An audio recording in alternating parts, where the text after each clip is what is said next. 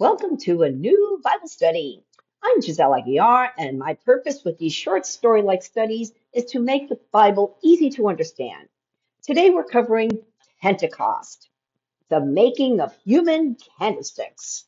Hey, please like and share this video with your friends, comment if you have questions, and you're welcome to subscribe to my channel and get other short Bible studies. Let's dig in.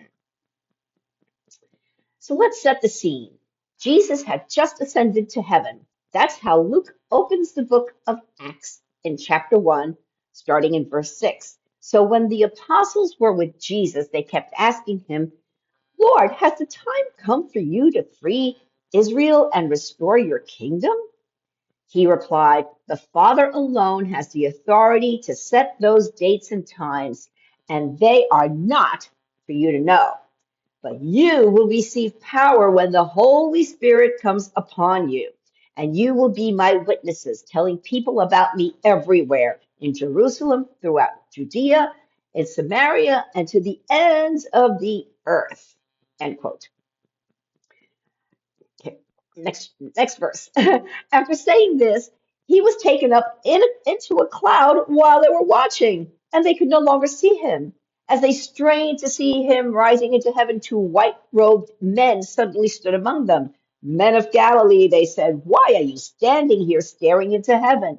Jesus has been taken from you into heaven, but someday he will return from heaven in the same way you saw him go. End quote. Now I can imagine how astonished Jesus' followers were as they watched him fly off. But Jesus gave them a clear command.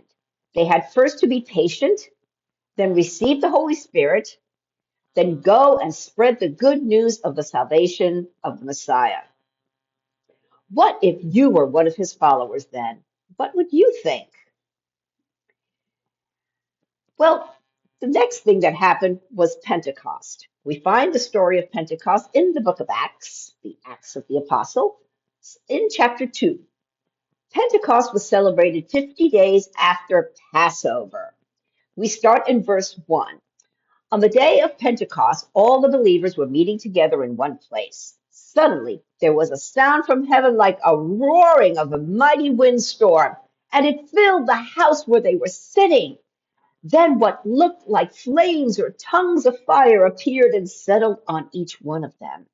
And everyone present was filled with the Holy Spirit and began speaking in other languages as the Holy Spirit gave them this ability.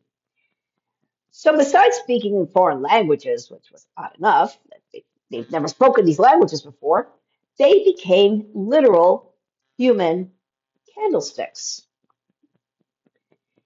My favorite Christian musical, Godspell, from 1973, has a song called Light of the World. One of the lines goes, quote, but the tallest candlestick ain't much good without a wick, end quote. Well, think about that. What is the purpose of the wick? It absorbs the wax so that when you light it, it will burn. Without a wick, it's useless. And I put a link to a video of this song in the description. Now, in the Sermon on the Mount, Jesus told us, starting in verse 14, you are the light of the world, like a city on a hilltop that cannot be hidden. No one lights a lamp and then puts it under a basket.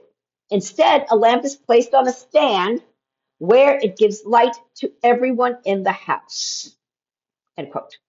Now that means a born-again person shines his or her light everywhere they go. So how do you become a human candlestick? Do you want to shine in this dark world? That sounds like a great idea. Maybe you're tired of living in darkness and want to harness the light. Well, first of all, you need Jesus. John the Baptist explained in the Gospel of Luke, chapter 3, verse 16, I, John, baptize you with water, but someone is coming soon who is greater than I am, that's Jesus, so much greater that I'm not even worthy to be his slave and untie the straps of his sandals. He will baptize you with the Holy Spirit and with fire. Only through a personal relationship with Jesus Christ can you be born again and receive the gift of the Holy Spirit. And that's number 2. Receive the gift. Even after I was born again, I had no idea I had the gift of the Holy Spirit inside of me. Growing up Catholic, I thought it was exclusive to priests, bishops, and popes. But it's available to everyone, anyone, anyone who believes, when you believe. Number 3, now that you've got the fire, you need to shine.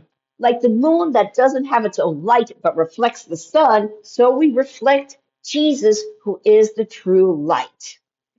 As we read in the Gospel of John, chapter 1, verse 4, quote, the Word, who's Jesus, gave life to everything that was created, and his life brought light to everyone.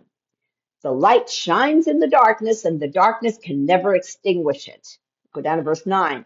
The one who is the true light, who gives light to everyone, was coming into the world. Well, he came and he gave. Lastly, the candle needs a wick to absorb the wax and then burn. We need to stay in the Word. We must absorb the Bible, not just read it, study it. Immerse yourself in Jesus. Be rooted in the Word. Be rooted in the Bible. Be rooted in Jesus. Just like a wick is rooted in the wax. Now, if you need help to understanding the Bible, there are free Bible apps with lessons, studies, and plans to help you. I also have almost the whole Bible in easy to understand studies on my blog that God led me to create, especially for beginners. The links to these are in the description below. As we read in Acts 1, verse 11, quote, but someday he will return from heaven in the same way you saw him go. Unquote. That, friend, is the rapture. Jesus will come down in the clouds and call all his born-again believers with a trumpet blast, and we're out of here. Clearly, the rapture is imminent. That means it could happen at any time, at any moment. Are you ready? Are you ready? If you are ready, if you are a born-again, saved Christian.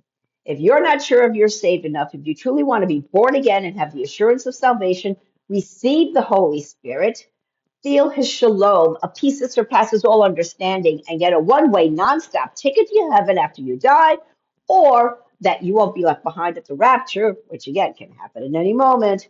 Invite Jesus into your heart and receive the gift of the Holy Spirit. Click on the link below that says How to Know Jesus. Soli Deo Gloria, to God alone be the glory.